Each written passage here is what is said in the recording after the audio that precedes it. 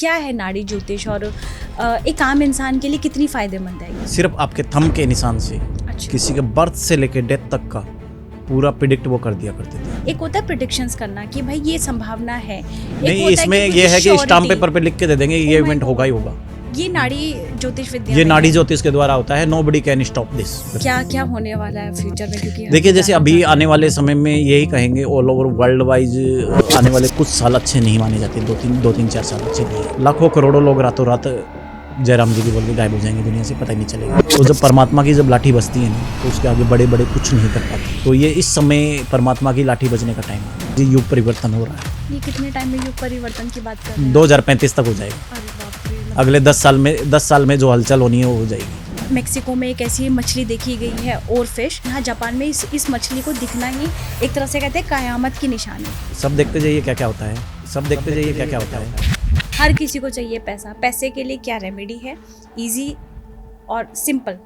देखिए, पैसे के लिए एक तो बहुत वंडरफुल मैं मंत्र बताता हूँ। क्या रहेगा शेयर मार्केट का आगे, कि इंसान कैसे उसमें लगाए ना लगाए? देखिए, शेयर मार्केट की स्थिति अगले अगस्त 2025 तक अच्छी नहीं दिखाई दे रही। जो प्लानेट शेयर मार्केट में प्रॉफिट दे रहा है, यदि उसी प्लानेट को ही आपने अपने फेवर में कर लिया तो सोचिए प्रॉफिटेबिलिटी कितनी बढ़ जाएगी। जिनको अपनी डेट ऑफ बर्थ का नहीं पता है, लेकिन उन्होंने अपने हिसाब से ही वो दिन सेलेक्ट कर लिया है। अब वो जिसको भी बताते हैं एस्ट्रोलॉजी को, तो अपनी वही डेट बताते हैं। ये गलत है, ऐसा नहीं होना चाहिए। ऐसा नहीं होना चाहिए। ऐसा नहीं होना चाहिए। जो actual date of birth time है उसी के भी पे कैलकुलेशन की जाती है। अब अगर गलत किसी के पास नहीं है, फिर बहुत सारे ऐसे सोर्सेज होते हैं जिसके द्वारा उस व्यक्ति की जन्म कुंडली नहीं होने पे भी उसका डेट ऑफ बर्थ टाइम निकल जाता है। अगर कोई भी मांगलिक है और वो शादी करना चाहता है किसी नॉन मांगलिक से, वो उससे प्यार करता है, तो क्या उनकी निभेगी ही नहीं? इसके पीछे की क्या लॉजिक है कि मांगलिक के साथ मांगलिक ही चाहिए? जितने भी पॉलिटिशियन है वो सब मंगलिक होते हैं मोस्टली। जितने भी मिलिट्री में हाई पोजीशन पे लोग हैं वो सब मंगलिक होते हैं। जितने भी CEO वाले पे पोजीशन पे देखोगे, डायरेक्टर लेवल पे देखोगे, वो सब मंगलिक ही पहुंचाता है। तो एस्ट्रोलॉजी पे हम लोग 100% भरोसा कर सकते हैं? हाँ, 101% भरोसा कर सकते हो। ये एक प्योर मैथमेटिक, प्योर साइंस है और इसमें जन्म से लेकर डेथ तक की पूरी कैलकुलेशन, प्रेडिक्शंस की जा सकती है बड़ा आसानी से।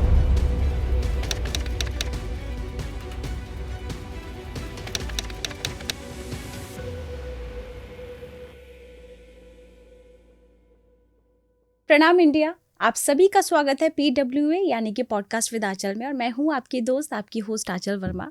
दोस्तों, आज के इस पॉडकास्ट में हम आपके सामने एक टॉपिक लेके आए हैं एस्ट्रोलॉजी का, जो कि मैं पहली बार अपने इस चैनल पे कर रही हूं। मैंने आज से पहले इस पे नहीं किया है। और आज एस्ट्रोलॉजी के एक ऐसे एस्पेक्ट के बारे में हम लोग जानेंगे। जैसे बहुत सारे लोगों के क्वेश्चंस होते हैं कि भाई मुझे मेरा टाइम नहीं पता है, मुझे मेरा मंथ नहीं पता, डेट नहीं पता है कि मैं कब पैदा हुआ, क्या टाइमिंग थी। तो बहुत कन्फ्यूजन होता है कि भाई कौन सी डेट हम लोग फिक्स करें अपने हिसाब से, और उसका क्या हमारी क्या कुंडली बनेगी। तो बहुत सारे लोगों के ऐसे सवाल होते हैं। तो आज इसी पे हम लोग डिस्कस करेंगे। और एक एस्ट्रोलॉजी का एक नया एस्पेक्ट आप लोगों में से बहुत कम लोग जानते होंगे, नाड़ी एस्ट्रोलॉजी। ये क्या है और ये कैसी विद्या है? अगर आपको आपका डेट ऑफ बर्थ भी नहीं पता ना, तो बिल्कुल परेशान मत होइए, क्योंकि नाड़ी एस्ट्रोलॉजी में आप वो जान सकते हैं कि बिना डेट ऑफ बर्थ के भी कि आपकी कुंडली क्या हो सकती है या आपका आने वाला फ्यूचर क्या हो सकता है। इसके साथ ही आज के इस एपिसोड में हम लोगों ने मांगलिक दोष के बारे में भी बात की है, और भारत या वर्ल्ड की क्या कुंडली हो सकती है, फ्यूचर क्या होने वाला है, इस पर भी बात की है। शेयर मार्केट में आपका इन्वेस्टमेंट कितना सही है, कितना नहीं है, कब करना चाहिए, कब नहीं करना चाहिए, इस पर भी हम लोगों ने बात की है। और जैसे बहुत सारे लोग कहते हैं कि भाई मांगलिक दोष है, बहुत ख़राब है, या ये दशा बहुत ख़राब है। तो आज के इस एपिसोड में आपको पता चलेगा कि मांगलिक दोष ख़राब नहीं है, बल्कि ये एक बहुत अच्छा है अगर आप मांगलिक है। लेकिन इसके पीछे कुछ लॉजिक्स है। वो क्या लॉजिक है, आज हम लोग ने इस पॉडकास्ट में बात की है।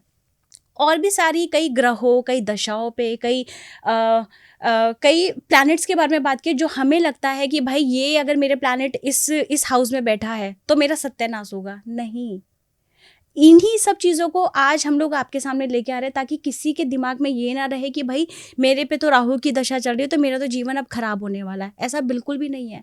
बहुत सारी रेमेडीज़ पे हमने बात की है, और रेमेडी भी सिर्फ ऐसे नहीं कि आपने वो रेमेडी इधर बताई और आपने वो कर लिया। नहीं, उस रेमेडी के पीछे का आपको लॉजिक दिया जाएगा कि ये रेमेडी आपको क्यों करनी है। तो बहुत सारे लॉजिक के साथ आज हम लोग इस पॉडकास्ट में बात कर रहे हैं और हमने बात की है, तो एंड तक इस वीडियो के साथ बने रहिएगा। तो मैं स्वागत करना चाहूँगी हमारे आज के गेस्ट का, जो कि है एस्ट्रोलॉजर सचिन लोहिया जी। आपका बहुत बहुत स्वागत है। नमस्कार। कैसे हैं आप? बहुत अच्छे जी, आज मुझे आपसे बहुत सारी बातें करनी है। मैं अपने पॉडकास्ट में ये पहली बार एस्ट्रोलॉजी का टॉपिक कर रही हूँ और आज मुझे एस्ट्रोलॉजी के बारे में, उनके उपायों के बारे में जानना है, लेकिन सारे लॉजिक के साथ, क्योंकि मैं चाहती हूँ, पर्सनली भी चाहती हूँ कि अगर मैं किसी भी चीज़ को, किसी भी रेमेडी को करूँ, अगर मेरी लाइफ में कोई बहुत बड़ी प्रॉब्लम चल रही है और मैं अगर उसे करूँ उपाय को, तो किस लॉजिक के साथ करूँ, अपने माइंड को ऐसे क्या लॉजिक दूँ कि भाई वो चीज़ काम करे, राइट। तो आज हम लोग जो भी रेमेडीज़ पे बात करेंगे, जो भी हम लोग सॉल्यूशंस पे बात करेंगे और जितने भी टॉपिक्स लेंगे सबके लॉजिक के साथ बात करेंगे और एस्ट्रोलॉजी कितनी कारगर है इस पर भी बात करेंगे। लेकिन मैं चाहती हूँ आप हमारे दर्शकों को अपना इंट्रोडक्शन दें कि आप क्या करते हैं और ज्योतिष विद्या में आपकी किस चीज़ में एक्सपर्टीज़ है, थोड़ा सा बताइए अपने बारे में। मेरा नाम आचार्य सचिन लोहिया है। एस्ट्रोलॉजी और वास्तु में आचार्य किया हुआ है। लास्ट 15 ईयर से एस्ट्रोलॉजी और वास्तु हम लोग टीचिंग कराते हैं। मेरा अपना इंस्टीट्यूट है दिल्ली में। ओके। दिल्ली में मोर देन 50-60,000 हम स्टूडेंट्स को पढ़ा चुके हैं अभी। ओह माय गॉड, बहुत लोग हैं। और टोटल लगभग 70 से 80 एस्ट्रोलॉजी और वास्तु, न्यूमरोलॉजी, पामिस्ट्री के कोर्सेज करवाते हैं हम। ओके। हाँ, ऑनलाइन सारा सेटअप है। वर्ल्ड के कोने कोने से लोग हमारे यहाँ पे स्टडी भी करते हैं। Okay okay okay. तो आपकी एस्ट्रोलॉजी और वास्तु एक्सपर्ट हैं आप, तो आज हम लोग इसमें बात करेंगे। तो ठीक है, अभी मैं आपसे जानना चाहती हूँ, जैसे आप ऑफ कैमरा हमारी बात हो रही थी तो मैंने आपसे कहा था कि ज्योतिष की भी बहुत सारे टाइप्स होते हैं। वैदिक ज्योतिष होता है, तो आपने कहा था एक नाड़ी ज्योतिष होता है, जो कि मेरे लिए भी एक नया वर्ड था कि नाड़ी ज्योतिष क्या होता है। तो मैं आपसे जानना चाहती हूँ कि क्या है नाड़ी ज्योतिष और एक आम इंसान के लिए कितनी फ़ायदेमंद है ये विद्या। देखिए, नाड़ी ज्योतिष का इसमें 2-3 ब्रांचेज मुख्य मानी जाती है। जैसे भृगु नंदी नाड़ी है, भृगु ऋषि के नाम पे निकली है भृगु नंदी नाड़ी। ओके। या अगस्त्य नाड़ी। तो आज से 2000 साल पहले अगस्त्य ऋषि हुआ करते थे। उन्होंने इतनी, उनके पास दिव्य दृष्टि थी, इतने सिद्ध थे वो, कि अंगूठे के निशान से, सिर्फ आपके थंब के निशान से, अच्छा। किसी के बर्थ से लेकर डेथ तक का पूरा प्रिडिक्ट वो कर दिया करते थे, सिर्फ अंगूठे के निशान से।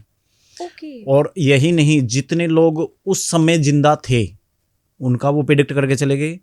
उसके बाद में अगले 2000 साल, 10,000 साल में जो लोग जन्म लेंगे उनका भी वो उसमें रिकॉर्ड मेंटेन करके चले गए। उनके पास ऐसी विद्या थी। अच्छा। हाँ, और वो भी ताम्रपत्रों के द्वारा। ताम्रपत्र हुआ करते थे, जैसे तो जो लिप्स होती है। ओके। लिप्स होती है, उस लिप्स के ऊपर सारा कुछ खुदाई किया हुआ है ये मतलब कहीं रखे हुए हैं अभी हाँ भी? हाँ, अभी भी, आज भी स्टोरेज है इनका। कहाँ पर? जैसे ये अगस्त्य ऋषि के जो आश्रम है साउथ वगैरह में, है ना, अगस्त्य ऋषि के आश्रम है, भृगु ऋषि के आश्रम है, इनके सेंटर्स हैं जगह जगह। साउथ में मेन इनका हेड ऑफिस है और वहाँ पे इनका सारा ब्रांचेज वगैरह है। वहाँ पे ये सारा रिकॉर्ड वगैरह मिल जाएगा। यदि आप चाहते हो कि आप अपना भी पूरा डिटेल निकालना, तो आप अपने अंगूठे का निशान वहाँ पे उनको कोरियर कर दीजिए या वहाँ पे भेज दीजिए उनको। आपके अंगूठे के निशान से आपका नाम, आपके पिता का नाम, आपके दादा का नाम, आप क्या करेंगे क्या नहीं करेंगे वो सब निकाल देंगे।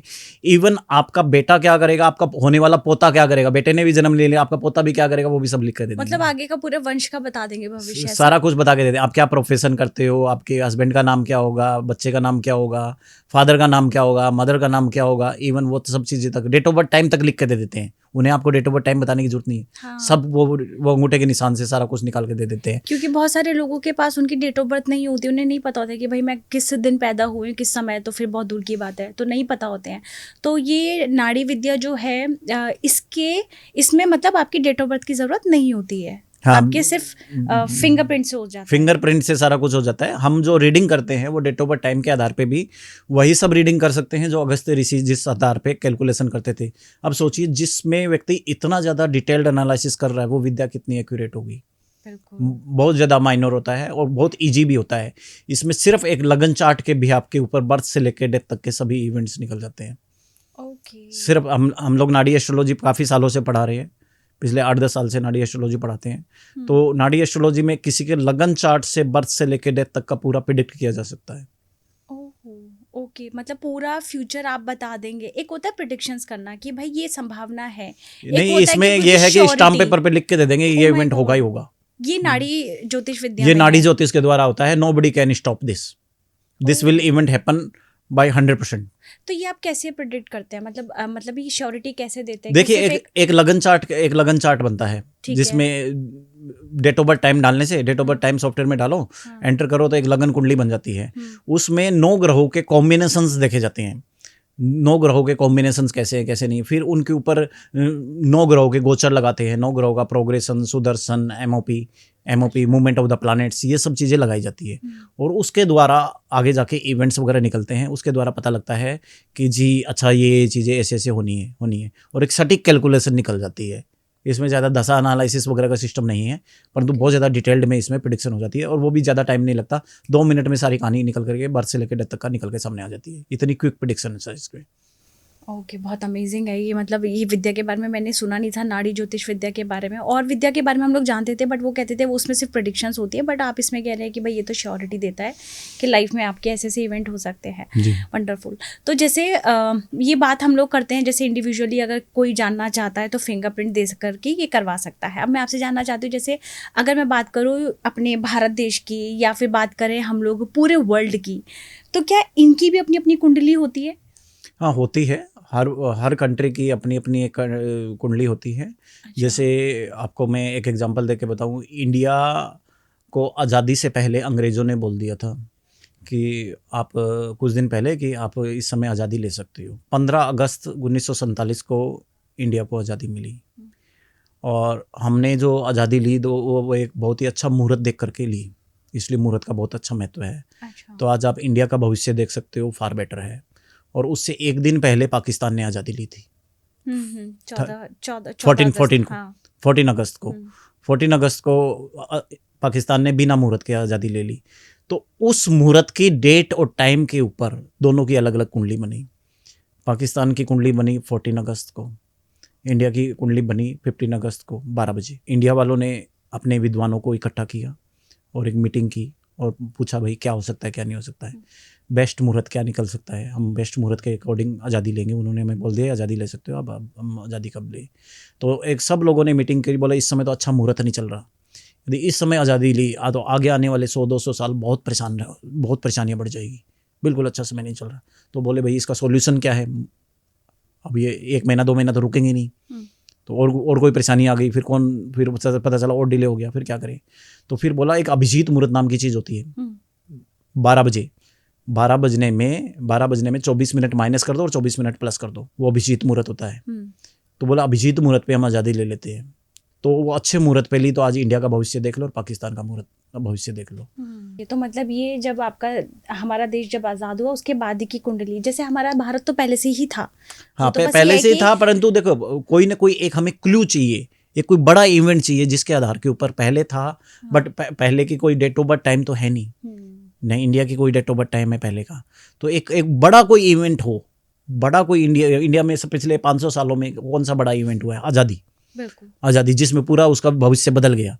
तो एक बड़ा इवेंट हो, वो इवेंट ले लिया जाता है. फिर उस इवेंट के ऊपर उसका होता है, जैसे मान लीजिए आज आपने कोई मकान खरीदा, जिस दिन आप उसका गृह प्रवेश करोगे उस दिन वो आपका मकान का मुहूर्त हो जाएगा.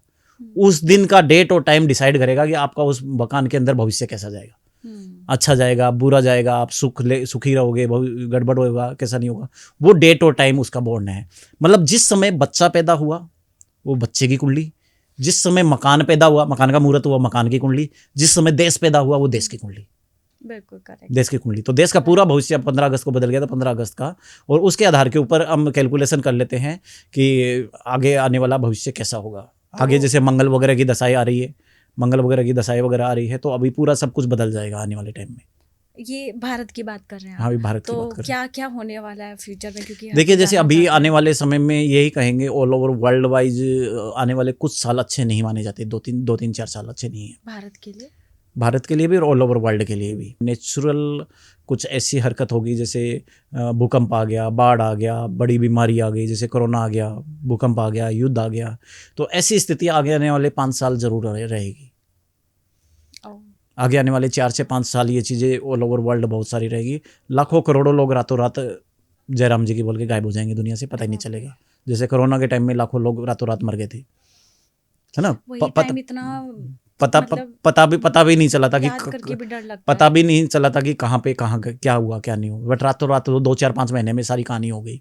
तो वैसी स्थितियां आगे आने वाले भविष्य में भी बनती है। और वैसे भी आप देखो, जब जब आप अपनी इंडिया की हिस्ट्री खोल के देख लीजिए, जब जब ट्रांजिट में शनि ग्रह के साथ राहु या केतु ग्रह मिले हैं, तब तब नेचुरल लाखों लोगों की डेथ हुई है, तो ये या अभी मुहूर्त दोबारा बन रहा बड़ी है? आपदा आई है। ये अगले अगले अभी कुछ समय के बाद में ये शनि केतु लिंक हो जाएंगे, कुछ महीने के बाद में ही, मतलब इसी 2025 में 25 में ही। आप ये देख लीजिए, मई के अंदर ये आपका राहु महाराज चेंज कर जाएंगे राशि। अच्छा। मई के अंदर राहु महाराज राशि चेंज कर जाएंगे, और 31 मार्च को ये आपका शनि ग्रह 12 नंबर राशि में चला जाएगा। तो मतलब मार्च के बाद कुछ होने वाला है। आप ये समझ लीजिए 2025 में इसकी अलार्म बज जाएगी। अलार्म बज जाएगी। जो लोग कहते हैं कि हम बहुत शक्तिशाली हैं, बहुत पावरफुल है, अभी अमेरिका वर्ल्ड का सबसे शक्तिशाली कंट्री माना जाता है। अभी देखिए नेचुरल वहाँ पे आग लगी, उसने अपनी पूरी ताकत लगा ली, वो कुछ नहीं कर पाया। तो जब परमात्मा की जब लाठी बजती है ना, तो उसके आगे बड़े बड़े कुछ नहीं कर पाते, सब सिटी पिटी गुम हो जाती है, बड़ी से बड़ी ताकत सरेंडर हो जाती है। तो ये इस समय परमात्मा की लाठी बजने का टाइम आ गया है।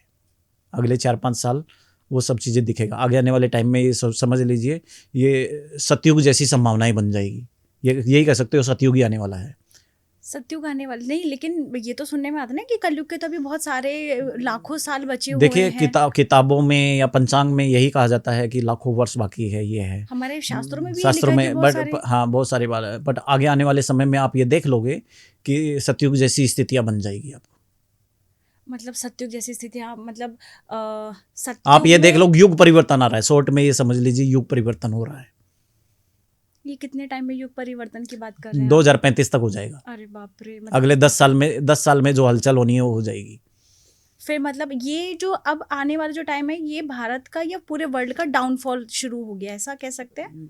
डाउनफॉल नहीं कह सकते, अप एंड डाउन का टाइम है इस समय ऐसी चीजें होगी जिसके ऊपर इंसान का कोई जोर नहीं चलेगा। मतलब वो नेचुरल कैलेमिटीज। हाँ, नेचुरल कैलेमिटी, मान लो आप अकाल आ गया, बाढ़ आ गया, भूकंप आ गया, युद्ध हो गया, सुनामी हो गई, कहीं आग लग गई, कोई कोरोना जैसी बीमारी आ गई, जहाँ पे इंसान होपलेस हो जाएगा कि मैं सब कुछ करके कुछ नहीं कर पा रहा। हाँ, ये ऐसे प्रेडिक्शंस करते तो हैं कि भारत में ये चीज़ें 2025 में होने वाली है। आप ये देख लीजिए, जो लाखों वर्ष पहले नोस्ट्राडामस करके एक व्यक्ति हुए थे, उन्होंने प्रेडिक्शन कर रखी है। ये भी एस्ट्रोलॉजर है? एस्ट्रोलॉजर नहीं थे, बट तो ये प्रेडिक्शन करते थे, इनको भविष्य में दिखता था होने वाली घटनाओं का। और वो जो प्रेडिक्शन करके गए हैं, वो घटनाएं आज एक एक चीज़ मैच हो रही है। अच्छा, उन्होंने कहीं लिखा हुआ था पहले? हाँ, आज भी वो लिख के गए, वो सब कुछ रिटर्न में है उनका। अभी जैसे मोदी जी आएंगे, ये परिवर्तन होगा इंडिया के अंदर, और आने वाले टाइम में इंडिया नंबर 1 पावर बनेगा। सतयुग जैसा कंट्री, सतयुग जैसा टाइम आएगा और इंडिया नंबर 1 पावर बन जाएगा। ओके। जिसे बोला जाता है जैसे भारत विश्व गुरु बनेगा। भारत विश्व गुरु भी बन जाएगा, भारत वर्ल्ड का सबसे शक्तिशाली कंट्री बन जाएगा आगे आने वाले टाइम में। आगे आने वाले कितने टाइम में? मान लीजिए 2035 तक। ओके, अगले 10 साल के बाद। अच्छा, अगले 10 साल तक बन जाएगा। ओके। अब जैसे भारत की बात की है, भारत का आपने बता दिया कि क्या क्या चीज़ें होने वाली है। अगर मैं पूरे ओवरऑल पूरे वर्ल्ड की बात करूं, तो जैसे सुनने में आ रहा है ना कि अभी बहुत सारा ऐसी चीज़ें चल रही है कि जो मेक्सिको में एक ऐसी मछली देखी गई है, और फिश, जहाँ पे कि मतलब ये कहा जाता है कि अगर वो दिख गई आपको एक बार, तो समझ लीजिए सुनामी या भूकंप जैसा कुछ ना कुछ प्राकृतिक आपदा आने वाली है। और यहाँ जापान में इस मछली को दिखना ही एक तरह से कहते हैं कयामत की निशानी। तो मैं ये आपसे जानना चाहती हूँ कि चलिए भारत की तो आपने बात कर ली, तो ओवरऑल पूरे वर्ल्ड पे प्रभाव रहेगा इसका। मैंने सिर्फ इंडिया के लिए नहीं बोली है ये चीज़ें। जो अप एंड डाउन्स आएंगे, जो नेचुरल कैलेमिटी आएगी, वो ऑल ओवर वर्ल्ड पे आएगी।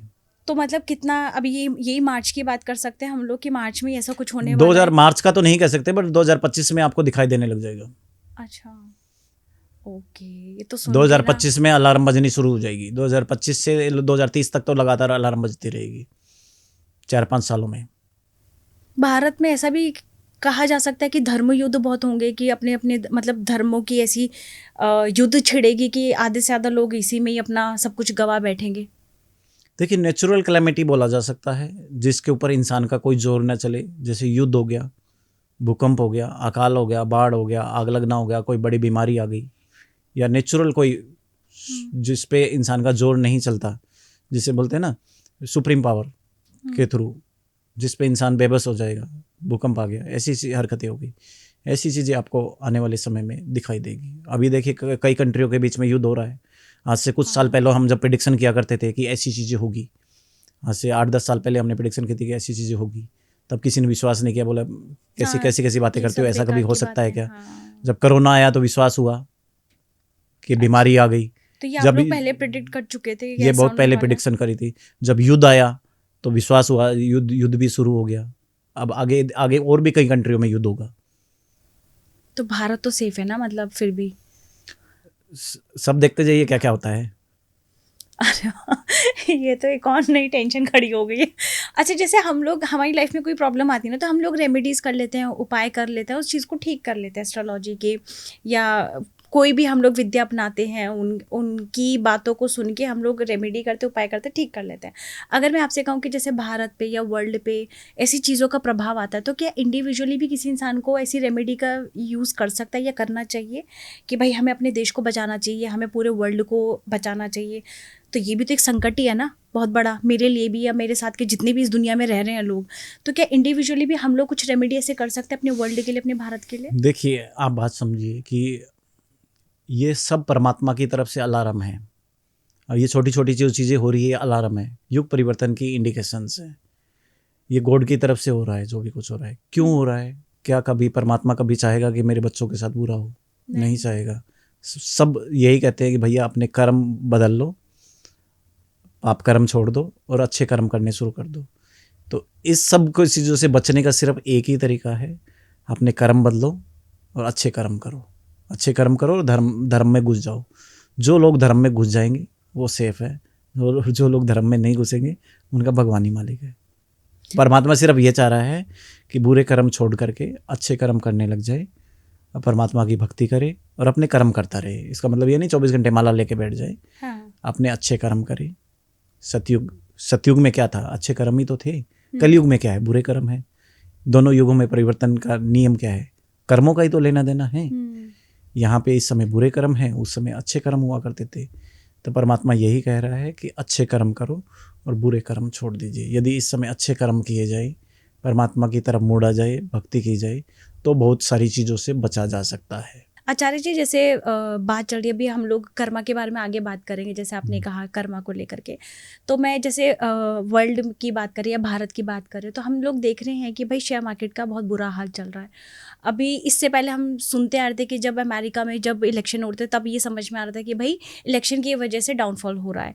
लेकिन अब इलेक्शन भी पूरे हो गए, ट्रम्प भी जीत गए हैं, तो अभी भी वही स्थिति बनी हुई है। तो मैं आपसे जानना चाहती हूँ, स्थिति कब तक बनी रहेगी और क्या रहेगा शेयर मार्केट का आगे, कि इंसान कैसे उसमें लगाए ना लगाए, कब देखिए, लगाए? शेयर मार्केट की स्थिति अगले अगस्त 2025 तक अच्छी नहीं दिखाई दे रही।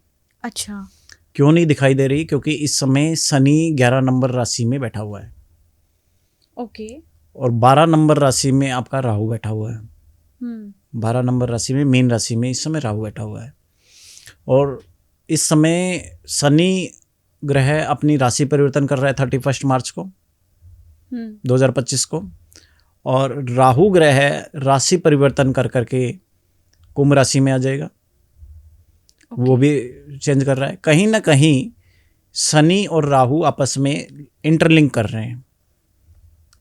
ओके। राशि वाइज, क्योंकि अभी ये बहुत क्लोज आ चुके हैं, दोनों ही राशि परिवर्तन करने वाले हैं। राहु राशि परिवर्तन करके 11 नंबर में आएगा और शनि राशि परिवर्तन करके 12 नंबर में चला जाएगा।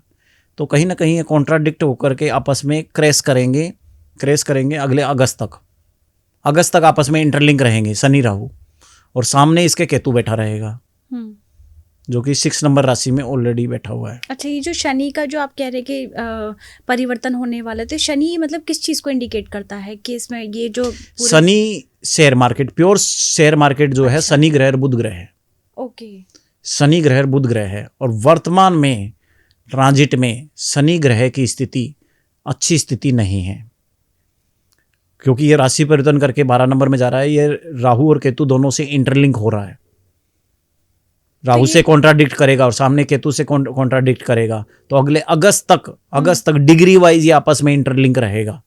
तो आपने कहा जैसे कि शनि जो 31 मार्च को करेगा, तो इसका असर तो अभी से दिखने लग गया हम लोगों को। वही तो कह वो रहे हैं क्यों? ना, वही तो कह रहे हैं ना, डिग्री वाइज का मतलब क्या है, कोई भी Okay. ग्रह है हम्म, 5 डिग्री पहले अपना असर दिखाना शुरू कर देता है। मान लीजिए अभी 5 बजे नई दिल्ली स्टेशन पे ट्रेन आती है, हम्म, बट कुछ देर पहले अलार्म बजता है ना, कुछ देर पहले वो अपना अलार्म बजा देता है ना। अभी बरसात होती है, बरसात हो रही है 5 बजे, बट 15 मिनट पहले बिजली गड़गड़ाती है, बादल छा जाते हैं, एक भूमिका बनाते हैं। हाँ 15 मिनट पहले पता लग जाता है, कुछ देर पहले हमें पता लग जाता है। हाँ, तो वैसे ही प्लानेट मान लो 31 मार्च को शनि आ रहा है, तो 31 मार्च को ऐसा थोड़ी जंप करके एकदम फटाक से आ गया, हाँ, वो धीरे धीरे मूव करके उसके पहले नजदीक आएगा। आज 20 डिग्री का है, थोड़े दिन बाद 21 का होगा, 22 का होगा, 25, 23, 24, 25, 26, 27, 28, 29, 30। जब वो 30 डिग्री पूरा हो जाएगा क्रॉस तो कर वो देगा। अगली राशि में जंप कर देगा। ओके। तो जब वो नियरेस्ट उसके पहुंच जाएगा तो तब से वो इफेक्ट आना शुरू कर देता है। तो 5 डिग्री पहले 25 से 30 डिग्री का जब होता है शनि, तो वो 12 नंबर का इफेक्ट देना शुरू कर देगा। पहली चीज ये। ऐसे ही राहु आपका ये राशि चेंज करके इसमें आ जाएगा, 11 नंबर में आ जाएगा, 11 नंबर में आ जाएगा। तो ये भी 5 डिग्री पहले असर देना शुरू कर देगा। मतलब मोटा मोटी राहु 3 महीने पहले असर देना शुरू कर देगा और शनि 5 महीने पहले असर देना शुरू कर देगा। समझ रहे हो? तो इसीलिए ये इफेक्ट जो अभी दिख रहा है ना, ये इनके कॉन्ट्राडिक्शन के इफेक्ट्स है। ओके, तो ये आपने कहा अगस्त तक चलेगा, ये तो मतलब लोगों का तो बड़ा, तो मतलब उन्हें इन्वेस्ट अभी तो बिल्कुल ना अगस्त करें, तक क्या तो करना बिल्कुल चाहिए भी उनको? शेयर मार्केट को एकदम प्रिकॉशन लेना चाहिए, कोई नया रिस्क नहीं लेना चाहिए, नया कोई शेयर वेयर में हाथ नहीं डालना चाहिए। अभी जैसा चल रहा है जो सेफ होके चलें बस, कि सेफ कैसे होना है उसे पता है। अभी हाथ डालने का मतलब है 100% पैसा डुबाना है। अच्छा, और जो अभी बहुत already- फ्लक्चुएशन होगा, अचानक से ऊपर, अचानक से नीचे, अचानक से ऊपर, अचानक से नीचे। और ये अगस्त तक चलता रहेगा, ये ऐसा हाँ, हो रहा ये अगस्त 2025 तक तो चलेगा कम से कम। अच्छा, और जो ऑलरेडी लोग लगा चुके हैं उनके लिए क्या रेमेडी, उन्हें क्या करना चाहिए, क्योंकि उनका तो लग गया पैसा। देखिए जो लगा चुके हैं, तो मैंने आपको बताया कि शॉर्ट में शेयर मार्केट में बहुत सारे लोग बोलते हैं कि हमें पैसा कमाना है, इनकम कमानी है। आप ये समझ लो कि शेयर मार्केट किस पे डिपेंड करता है। ज्योतिष के according share market pure Shani ग्रह है, शेयर मार्केट बुध ग्रह है, और शेयर मार्केट कुंडली का पंचम हाउस है। तो शनि के लिए आप भैरव गायत्री मंत्र करते रहें, शनि अच्छा हो जाएगा। बुध के लिए गणेश गायत्री मंत्र करते रहें, बुध अच्छा हो जाएगा। ये 2 अच्छे कर लो, शेयर मार्केट में बल्ले बल्ले हो जाएगी। तो शनि को यदि स्ट्रॉन्ग कर लिया जाए और बुध को स्ट्रॉन्ग कर लिया जाए, जो प्लानेट शेयर मार्केट में प्रॉफिट दे रहा है, यदि उसी प्लानेट को ही आपने अपने फेवर में कर लिया, तो सोचिए प्रॉफिटेबिलिटी कितनी बढ़ जाएगी। बहुत अच्छी बढ़ जाएगी ना। बिल्कुल। तो ऐसी स्थिति में शनि के लिए भैरव गायत्री करें, गणेश के लिए गणेश गायत्री करें। अच्छा, तो मतलब ये कह सकते हैं कि अगर हम लोग मंत्र चैंटिंग कर रहे हैं तो उनको फायदा हो सकता है। हम लोगों ने नहीं, जिसका शेयर मार्केट का काम हाँ, है मतलब उसे करना चाहिए। हाँ, जिनका जो ऑलरेडी इन्वेस्ट कर चुके हैं, अगर वो इन मंत्रों का चैंट करते हाँ, हैं, यदि वो उन इन मंत्रों का विधि विधान से सिस्टमेटिक ढंग से चैंटिंग करें, भैरव गायत्री, गणेश गायत्री करें, तो उनका शनि और बुध ग्रह अच्छा होने लग जाएगा, तो एटलीस्ट वो लॉस से बच जाएंगे। ओके, मतलब कितना इसके पीछे क्या लॉजिक और चीज़ें होती है ना, एस्ट्रोलॉजी विद्या भी सब आपको पहले ही बता देते हैं, लेकिन अगर आपने सुन लिया, समझ लिया, तो आप उससे बच जाते हैं किसी बड़े इवेंट से, और अगर आपने नहीं समझा तो आपका नुकसान होना निश्चित हो जाता है, राइट। हाँ, मेन चीज़ यही है ना। देखो कितना भी कोई समझाए कुछ भी, विनाश काले विपरीत बुद्धि। वो ग्रह क्या होता है, ग्रह नुकसान कराता है पैसे का। यदि बुरा प्लानेट चल रहा है तो वो नुकसान कराएगा। कोई चाकू तलवार लेके बंदूक लेके थोड़ी बैठा है, वो बुद्धि फेरता है आदमी की। अब जैसे एक गलत डिसीजन लाखों का नुकसान, एक अच्छा डिसीजन लाखों का बेनिफिट। राइट। अब जैसे आपने कहा ना कि शनि जो 31 मार्च में इस डिग्री में, इतनी डिग्री में पूरा परफेक्ट इस हाउस में आके बैठ जाएगा, राहु केतु अपनी अपनी इस हाउस में बैठे हुए हैं, तो ये जो चेंज होते रहते हैं, इनका टाइमिंग भी होता है कि भाई इतने महीने के बाद ये दशा बदलेगी ही हाँ, बदलेगी। ये सबका टाइमिंग फिक्स है। शनि आपका 30 महीने के बाद में राशि परिवर्तन करता है, 2.5 साल के बाद में। ओके। और केतु आपका 1.5 साल के बाद में राशि परिवर्तन करता है। हर 1.5 साल के बाद में केतु राशि परिवर्तन करता है।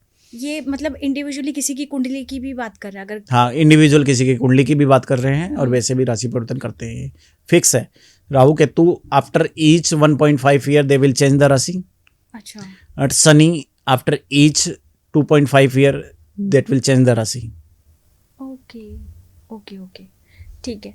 तो ये बात होगी हमारे वर्ल्ड की, ये बात होगी हमारे भारत की। अब बात करते हैं हम लोग इंडिविजुअली लोगों की, कि सबसे पहले, लेकिन मैं अगर कुंडली, ठीक है, सबकी अपनी अपनी कुंडली होती है, सबको पता होता है अपना जन्म, डेट ऑफ बर्थ का, ये सब पता होता है। और जिसको नहीं भी पता होता, तो मैं आपसे सबसे पहले जानना चाहती हूँ कि ये ग्रह होते क्या है, ये प्लैनेट्स क्या होते हैं, ये लग्न क्या होता है, ये नक्षत्र क्या होते हैं, और इसको समझना बहुत, क्योंकि एक आम इंसान इसको समझ नहीं पाता है। तो अगर आप मुझे समझाना चाहेंगे सिंपल भाषा में, बहुत कम शब्दों में, कि भाई ये है, होता क्या है। देखिए होता क्या है, जिस समय बच्चे का जन्म होता है और जन्म के समय जो 9 ग्रह है, 27 नक्षत्र टोटल है और टोटल 9 प्लैनेट है अंतरिक्ष के अंदर, उनकी जो पोजीशन बनी हुई है उसी पोजीशन के बिहाफ पर पता लगता है ये व्यक्ति की जन्म कुंडली बनी। मतलब बच्चे के जन्म के समय जो प्लैनेट की जो पोजीशन है उसे जन्म कुंडली बोलते हैं। ठीक है। उस समय वो जिन जिन राशियों में बैठा होगा उन राशियों के अनुसार उसके ऊपर इफेक्ट आएगा। उसके बाद में उसकी डेट ऑफ बर्थ और टाइम और प्लेस के आधार पर एक कुंडली बनती है जिसे बोलते हैं उसका भविष्य। उस जन्म कुंडली के बिहाफ पर उसकी बर्थ से लेकर डेथ तक की प्रेडिक्शंस होती है, उसे हम लगन कुंडली बोलते हैं। जो मेन कुंडली बनती है वो उसे जन्म कुंडली बनते हैं। उसके अंदर उसके बर्थ से लेकर डेथ तक का सब कुछ लिखा रहता है, परंतु कर्मा फिर भी जरूरी है। कर्म फिर भी जरूरी है। वो एक मोटा मोटी इंडिकेशंस हैं कि आपकी ज़िंदगी में ये चीज़ें ऐसे ऐसे ऐसे करके मूव होने वाली है। तो उसके आधार के ऊपर उसकी ज़िंदगी मूव होती है। ये ज़िंदगी आपकी अच्छी जाएगी, ये आपकी ज़िंदगी बुरी जाने वाली है। अब जैसे मान लीजिए कि किसी को नहीं पता कि मेरा कब डेट ऑफ बर्थ है। मेरे नोन में है 1-2 लोग ऐसे हैं जिनको अपनी डेट ऑफ बर्थ का नहीं पता है, लेकिन उन्होंने अपने हिसाब से ही कि मुझे ये बेस्ट लग रहा है ये दिन, तो उन्होंने अपने हिसाब से वो दिन सेलेक्ट कर लिया है। अब वो जिसको भी बताते हैं एस्ट्रोलॉजर को तो अपनी वही डेट बताते हैं। ये गलत है, ऐसा नहीं होना चाहिए। ऐसा नहीं होना चाहिए। ऐसा नहीं होना चाहिए। जो actual date of birth time है उसी के भी यहाँ पे कैलकुलेशन की जाती है। अब यदि अगर गलत किसी है के पास नहीं है, फिर नहीं है तो फिर उसकी हस्तरेखा देखी जा सकती है। पर्सन अच्छा। कुंडली के द्वारा उसका पूरा प्रेडिक्शन किया जा सकता है। तो तब बताया जा सकता है एक पूरी एस्ट्रोलॉजर पूरी बता सकता है prediction कि जो तुम्हारा हम- कब जन्म हुआ। जो जिस समय जो जन्म कुंडली से जानी जा सकती है वही सब चीजें उसकी पर्सन कुंडली से जानी जा सकती है। और डेट ऑफ बर्थ टाइम भी निकल सकती है, ऐसी बात नहीं है।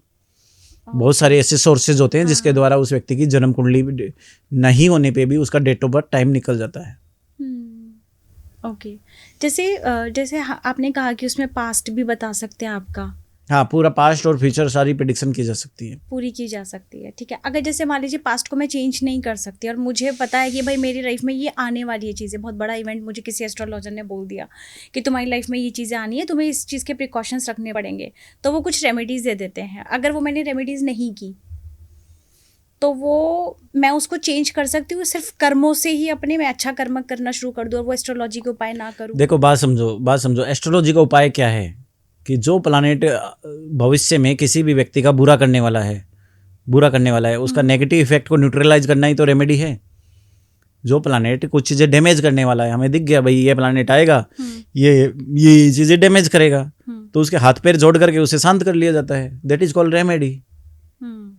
रेमेडी में होता क्या है, प्लानेट को ही तो शांत करते हैं और वो प्लानेट को शांत कर लो तो वो नुकसान नहीं पहुंचाएगा। अब शांत नहीं करो तो आप कर्म करो या कुछ भी करो, वो प्लानेट ने तो जो करना है वो करना ही है, वैसी वो परिस्थितियां बना देगा। इंसान क्या करता है, कर्म आप किस चीज़ में करोगे, आपके पास जो प्रेजेंट परिस्थिति है उनके अंदर कर्म करोगे ना। भविष्य के अंदर जो परिस्थिति होगी उसको तो भविष्य में तो जाके कर्म नहीं कर सकते।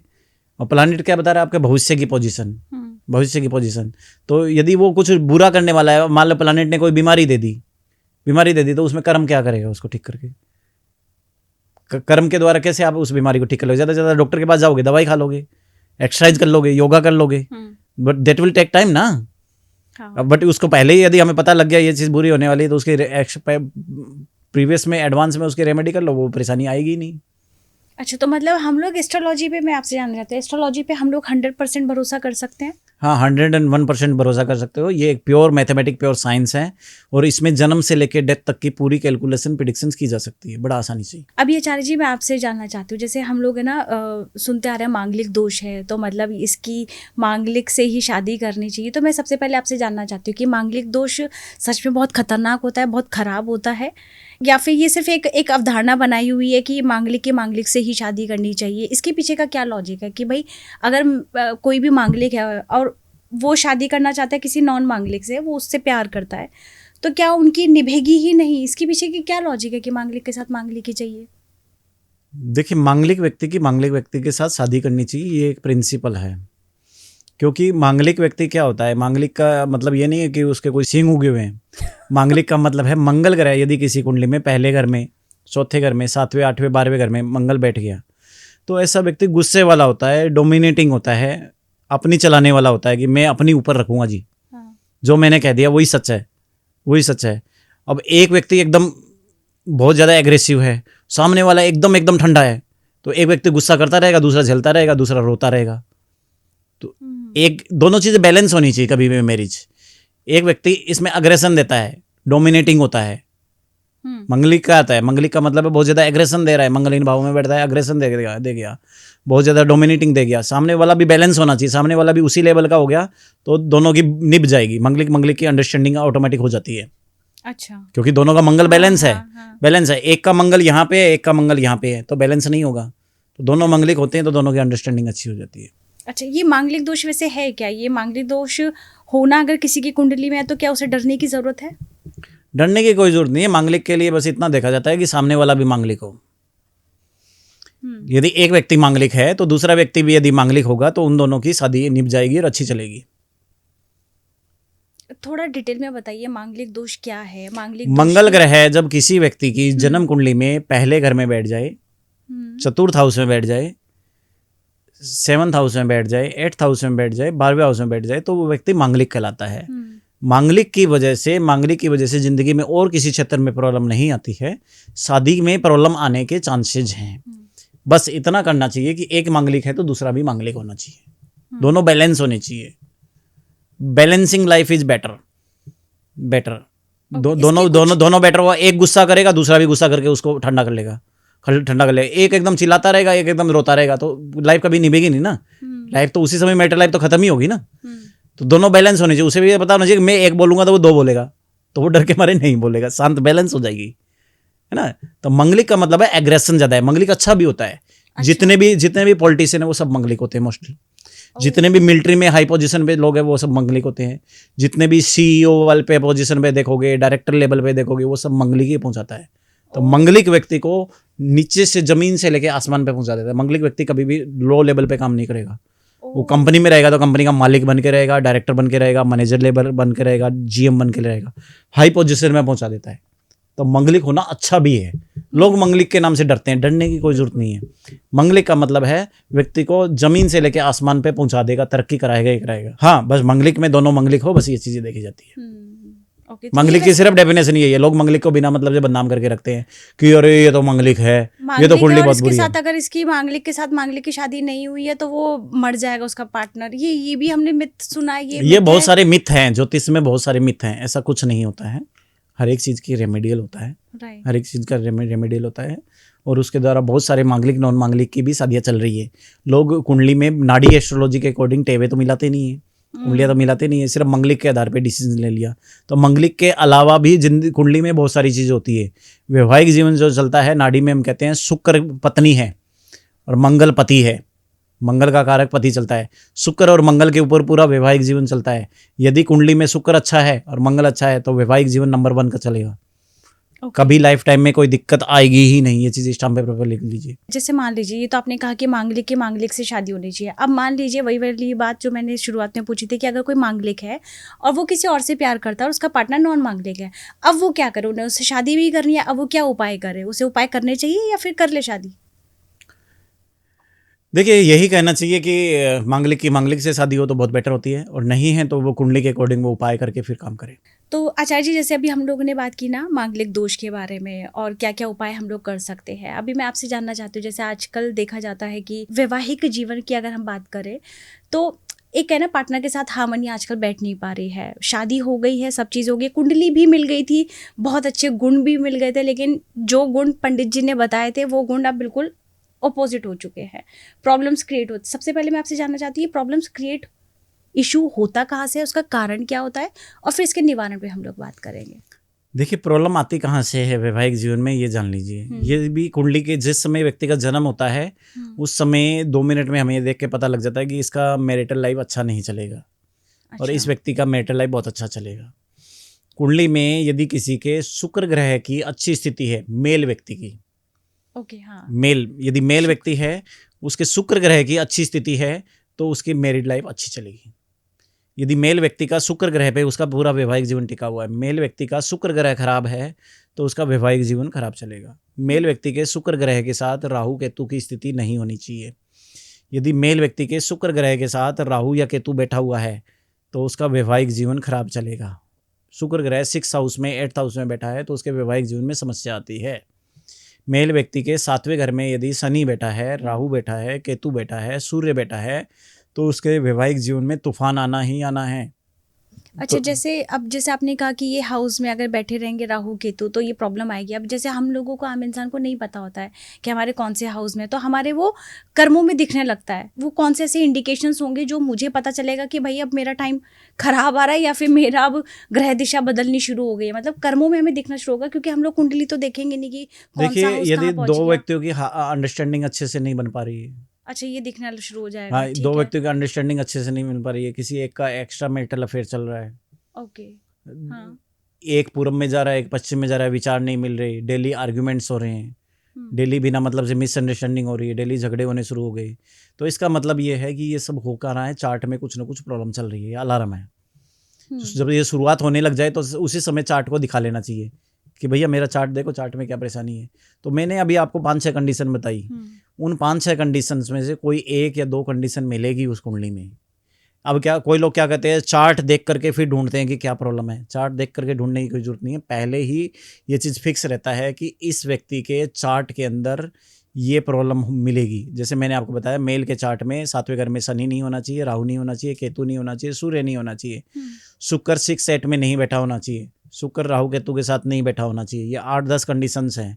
इन कंडीशंस में से कोई एक कंडीशन मिलेगी यदि मेल के चार्ट में वैवाहिक जीवन में प्रॉब्लम हो रही है तो इन 8-9 में से ही मिलेगी, इनके बाहर नहीं होगी, ये गारंटेड है। ओके, ये फिक्स है। ऐसा नहीं है कि चार्ट में देखेगा ढूंढोगे तब प्रॉब्लम मिल जाएगी, ढूंढोगे क्या, पहले ही फिक्स होती है, पहले ही फिक्स होती है। वही चीज़, वही फिक्स देखनी है कि ये चीज़ है या नहीं है। यदि ये चीज़ है तो उस मेल की वैवाहिक जीवन में प्रॉब्लम आएगी, नहीं है तो नहीं आएगी। ऐसे ही फीमेल के चार्ट में मंगल ग्रह को देखते हैं। मंगल ग्रह फीमेल के चार्ट में क्या होता है, शनि के साथ बैठा है, राहु के साथ बैठा है, केतु के साथ बैठा है। मंगल ग्रह फीमेल चार्ट में शनि के साथ बैठा है, राहु के साथ बैठा है, केतु के साथ बैठा है, या मंगल ग्रह है 3रे घर में बैठा है, 4थे घर में बैठा है, 8वें घर में बैठा है, तो फीमेल को वैवाहिक जीवन में प्रॉब्लम आती ही आती है। तो इसका पर्टिकुलर जो समाधान यही है कि उसके मंगल ग्रह की शांति करी जाए फीमेल के, और मेल के शुक्र ग्रह की शांति करी जाए, है ना। शांति कैसे की जाए, अब ये बात आती है। शुक्र के मंत्र जप कर ली जाए, शुक्र के देवता दुर्गा जी है, दुर्गा जी के मंत्र कर जप कर ली जाए। अब कुछ लोग कहते हैं सर मंत्र जप तो हमसे नहीं होता, हम तो कामकाज वाले हैं, नौकरी पैसे वाले हैं। तो फिर उसके भी अल्टरनेट्स हैं। क्या अल्टरनेट्स ये हैं कि वैवाहिक जीवन को ठीक करने के लिए शुक्र के लिए क्या करोगे आप, गाय को जा करके आलू खिलाओ रेगुलर रूप पे। गाय क्या है, शुक्र है। अच्छा, आलू क्या है, शुक्र है। ओके, शुक्र है। तो एक हमारे इसके अंदर एक बहुत बड़ा प्रोवर्ब आता है कि शुक्र ने शुक्र को खाया, चबाया, और जो पॉजिटिव चीज़ें वो बॉडी में रख ली, और जो वेस्टेज है वो गोबर करके निकाल दिया। मतलब शुक्र ग्रह की जो पॉजिटिव चीज़ें हैं वो गाय खा लेगी, चबा लेगी, और उसके बॉडी के अंदर ब्लड में चला जाएगा, और वेस्टेज उसने तुरंत निकाल दिया। तो वो वेस्टेज नहीं निकाल रही, वो उस व्यक्ति के शुक्र ग्रह की वेस्टेज डेली निकाल रही है। तो डेली उसको आलू खिलाओ गाय को, शुक्र कुछ दिन में ठीक हो जाएगा। शुक्र ठीक हो जाएगा, पैसा भी आएगा, वैवाहिक जीवन भी ठीक होगा। ऐसे ही मंगल के लिए कोई कहता है जी हमसे तो सुंदरकांड नहीं होते, आपने सुंदरकांड बताया, मंगल के जब बताए, हम तो बहुत हार्ड शेड्यूल वाले हैं, सुबह जाते हैं, रात को 9-10 बजे आते हैं, कब करें कब नहीं करें। तो उसके लिए भी बड़ा आसान सा है, हनुमान जी को जाके चोले चढ़ाओ। इसमें हनुमान जी को ही क्यों कोई मंगल और के देवता देवता कौन है, हमारे मंगल हिंदू के शास्त्र देवता। में बहुत सारे देव देवता हैं। हनुमान जी। हनुमान जी। तो मंगल के देवता कौन, हनुमान जी। तो यदि हनुमान जी ने कह दिया कि बेटे मैं इससे प्रसन्न हूँ, हनुमान जी प्रसन्न हो गए, तो वो मंगल नीचे बैठा ऑटोमेटिक प्रसन्न हो जाएगा। जैसे आप ही अपने घर में हो, आपके फादर ने कह दिया जी सचिन लो ये बहुत बढ़िया आदमी है, इसको ये ऑफर दे दो, ये प्रोजेक्ट दे दो, तो आप अपने फादर का कहना नहीं मानोगे ना। हाँ। तो ऐसे ही मंगल के फादर कौन है, हनुमान जी। हनुमान जी ने कह दिया बेटे तेरे को ये काम करना है मंगल, तो वो अपने आप शांत हो जाएगा 2 मिनट में।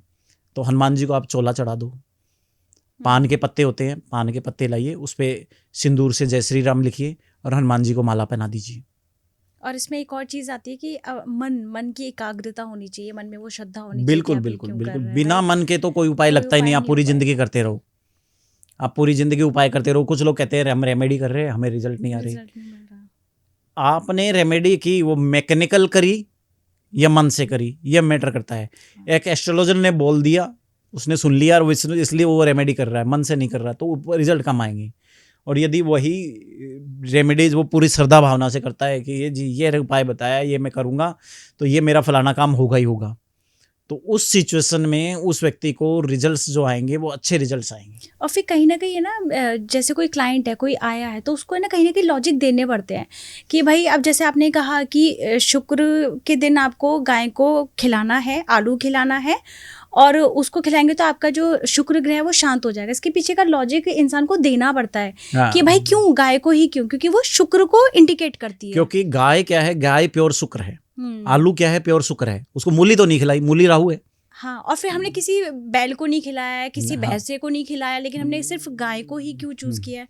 तो वही आपने लॉजिक दिया हाँ, ना यहाँ कि पे हमने हनुमान जी की पूजा करवाई, किसी और देवता की क्यों नहीं कराई? क्योंकि हाँ। हनुमान जी मंगल के इष्ट देव हैं। Correct, हनुमान जी को हमने जय श्री राम क्यों लिखाया, कुछ और नहीं लिखाया हमने, क्योंकि वो उनके भक्त हैं। क्योंकि राम के भक्त उनसे कौन है? हनुमान जी। हाँ। तो हनुमान जी जय श्री राम लिख करके जैसे उन्हें पहुंचाओगे, वो कहेगा मैं खुश हो गया, मेरे को सब कुछ मिल गया, हाँ। मेरे को कुछ दे या नहीं दे, मेरे को यदि राम नाम मेरे गले में पहना दिया तो मेरे लिए तू बहुत बढ़िया आदमी है, हम्म, जा खुश रह, तेरा काम हो जाएगा, बिल्कुल। काम हो जाएगा। तो क्या है, सिंपल जो चीज़ है, जिसको जो चीज़ चाहिए उसको वो चीज़ दे दो, वो खुश हो जाता है।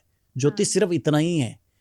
गाय को, शुक्र को क्या चाहिए? शुक्र की चीज़, शुक्र की चीज़ और ठीक करना हो, आप क्या करिए, डेली जब घर में जाते हो वाइफ को परफ्यूम दे दीजिए, हम्म, शुक्र खुश हो जाएगा। वाइफ हाँ, कौन है? क्योंकि शुक्र है। परफ्यूम कौन है? शुक्र है। शुक्र दे दीजिए वाइफ को। हाँ। ब्यूटी प्रोडक्ट का कुछ दे दीजिए, लिपस्टिक दे दिया, बिंदिया दे दी, कोई भी ब्यूटी प्रोडक्ट का कोई चीज़ दे दी, वो ब्यूटी प्रोडक्ट सारे कौन है? वो भी शुक्र है। वाइफ कौन है? शुक्र है। तो शुक्र को शुक्र की चीज़ दी है, उससे वो प्रसन्न हो जाएगा। तो आप ये उपाय, रैंडम उपाय आप ये रूटीन में डेली डेली कर सकते हो। इवन कुछ और कुछ नहीं करना चाहे तो आलू आप वाइफ को खिलाना शुरू कर दो, है ना? मोटी हो जाएगी। है ना? आप देखो और चीज़ कर सकते हो, कोई मक्खन की बनी हुई चीज़ ले लीजिए, कोई ऐसी भी चीज़ जो मक्खन होता है, मक्खन की हाँ। टिकिया ला करके वाइफ को दे दो। हाँ। मक्खन क्या है? प्योर शुक्र ही है ना। हाँ। और कुछ नहीं तो बोलते हैं गुलाब का फूल वाइफ को दे दो। गुलाब का फूल क्या? शुक्र है। वाइफ शुक्र है तो शुक्र को शुक्र की चीज़ दे दी, शुक्र प्रसन्न हो गया। तो इस तरह से शुक्र की चीज़ दी है हमने, यहाँ पे मंगल की चीज़ नहीं दी, रेड कलर की चीज़ नहीं दी हमने, क्योंकि शांत उसे ही करना है ना शुक्र मंगल को। की चीज़ नहीं दी हमने, चंद्रमा की चीज़ कोई चावल नहीं दिया, चंद्रमा की चीज़ दूध नहीं दिया है हमने शनि की चीज़ काला उड़द नहीं दिया, कोई काला कपड़ा नहीं दिया हमने, लोहा नहीं दिया, शुक्र की चीज़ दी। तो शुक्र की बहुत सारी चीज़ें, आप परफ्यूम दे दीजिए, परफ्यूम दे दीजिए, आप गुलाब का फूल दे दीजिए, कोई ब्यूटी Cosmetic प्रोडक्ट के। दे दीजिए, हाँ। कोई भी शुक्र की चीज़ वाइफ को देना, रूटीन में देना शुरू कर दीजिए। आप देखोगे आपकी इनकम ऑटोमेटिक बढ़ना शुरू हो जाएगी। हाँ। एक तरीका ये है। दूसरा तरीका ये है शुक्र को ठीक करने का, आप शुक्र के कारक को खुश रखो, उसको नाराज मत रखो। अब आपकी वाइफ किस चीज़ से खुश होती है? कोई ज़रूरी नहीं है कि उसको आप कोई महंगी आइटम ही गिफ्ट करो। आप उसे कहीं बाहर गए, जा करके थोड़े से गोलगप्पे खिला लाए। उसकी मनपसंद चीज़, मनपसंद क्या है उसकी पसंद आपको जाननी पड़ेगी। मनपसंद जिससे वो खुश हो जाए। कोई 20 रुपये में भी खुश हो जाता है, कोई 20,000 रुपये में भी खुश होता है, और कोई पैसे से खुश भी नहीं होता, कितना भी दे दो।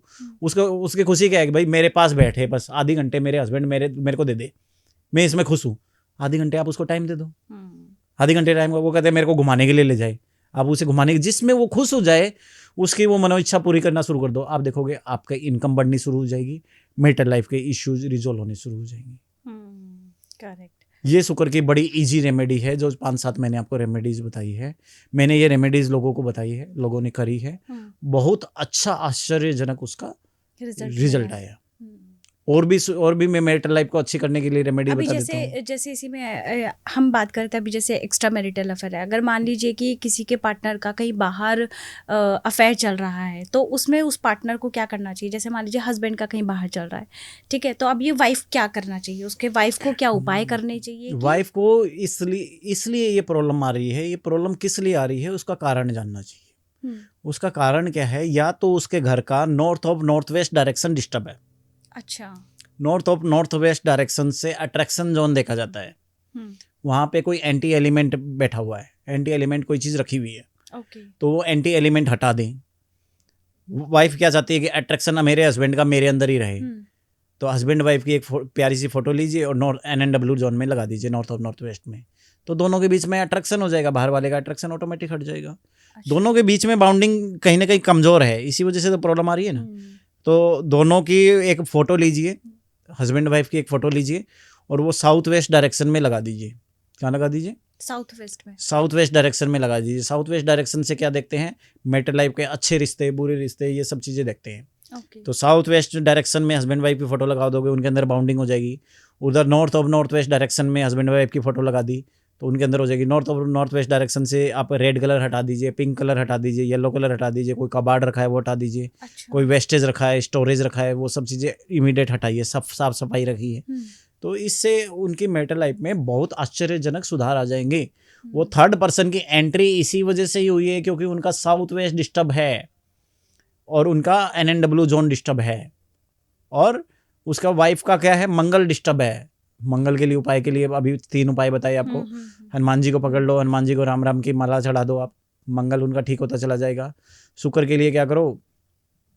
आपको मैंने उपाय बताया, गाय को आलू खिला सकते हो, गाय को ज्वार खिला सकते हो, वाइफ को ब्यूटी प्रोडक्ट दे दीजिए, वाइफ को घुमाने के लिए ले जाइए, वाइफ को खुश रखिए। साउथ वेस्ट में हस्बैंड वाइफ की फ़ोटो लगा दीजिए, NNW जोन में हस्बैंड वाइफ की फ़ोटो लगा दीजिए, साउथ वेस्ट में येलो कलर कर दीजिए। साउथ वेस्ट में एक स्पेशल मैरिड लाइफ का बना हुआ पिरामिड हम लोग प्रोवाइड कराते हैं जिससे मैरिड लाइफ अच्छी हो जाती है, या रिलेशनशिप को इंप्रूव करने के लिए वो पिरामिड वहाँ पे साउथ वेस्ट में इंस्टॉल कर दीजिए। वो पिरामिड रखने के 15 दिन के अंदर मैरिड लाइफ अच्छी होनी शुरू हो जाती है।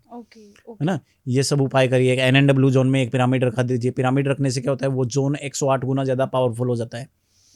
तो साउथ वेस्ट क्या हो गया? 108 गुना ज़्यादा पावरफुल हो गया, तो वहाँ पे मैरिड लाइफ अच्छी होगी ही होगी। वो वास्तु के अकॉर्डिंग बैलेंस होगी। और ज़्यादा कुछ नहीं कर सकते हैं। एक दुर्गा 32 नाम का पाठ आता है। दुर्गा 32 नाम का पाठ यदि हस्बैंड करना शुरू कर दे तो उसकी मैरिड लाइफ अच्छी हो जाएगी, धन की लाइफ भी अच्छी हो जाएगी। ठीक है। अभी जैसे आचार्य जी, अभी हम लोगों ने ये एक वैवाहिक जीवन के बारे में बात किया। मैं आपसे जानना चाहती हूँ कि जैसे लोगों का आज ना बहुत बड़ा मुद्दा बन चुका है हेल्थ इशू। मतलब हर घर में ना 2 लोग तो बीमार है ही किसी ना किसी चीज़ को लेकर के।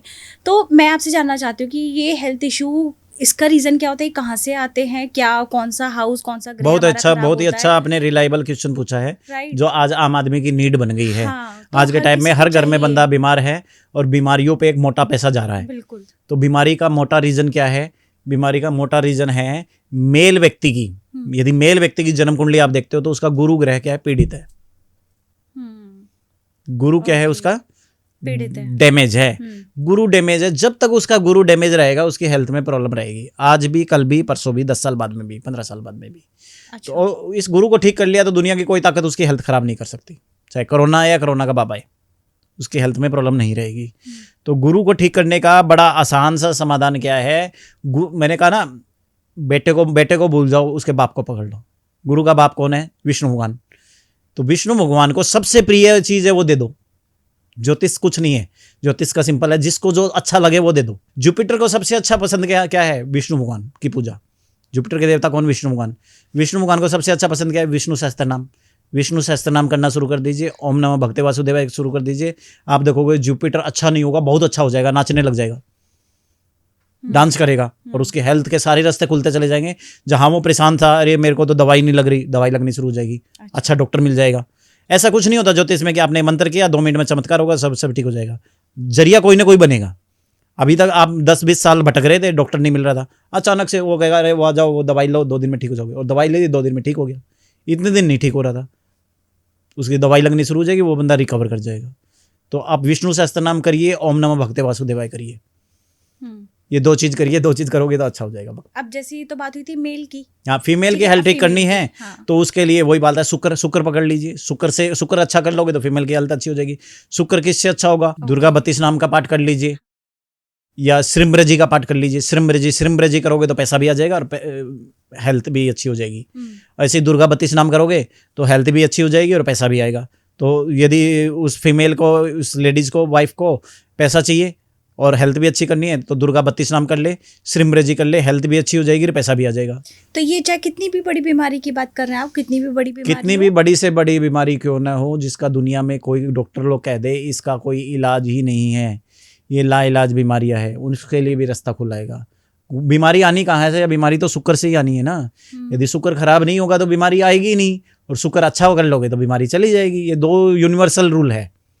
जो कभी चेंज नहीं हो सकती। शुक्र को ही अच्छा कर लो ना बाबा, छोड़ो ना डॉक्टर खेलने में क्या है। डॉक्टर तो जो रिपोर्ट देखेगा और फिर बोलेगा ये बीमारी है इसको।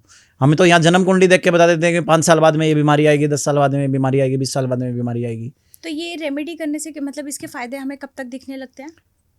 24 आवर के अंदर रिजल्ट दिखने शुरू हो जाते हैं, यदि व्यक्ति खुद मन से करे तो। खुद करे, सेल्फ करने की बात बता रहा हूँ, नॉट किसी अदर से कराए नहीं कराए। अदर से तो कराने में ये हार्म है ना कि सामने वाला करता है या नहीं करता है, और किस मन से कर रहा है, क्या भाव किस से कर रहा मान लो है। सामने वाले ने कर भी लिए और मैकेनिकल तरीके से कर लिए, है ना, बस बोल दिया इसलिए कर लिया, मन वहाँ है ही नहीं, इधर टीवी देख रहा है, इधर माला चल रही है, तो क्या रिजल्ट आएगा? है ना, मन होना चाहिए उसका, प्रेजेंस ऑफ माइंड होनी चाहिए। जितना देर आपने पूजा करी, आधी घंटे करी, 1 घंटे करी, 2 घंटे करी, उतनी देर प्रेजेंस ऑफ माइंड व्यक्ति की वही होनी चाहिए।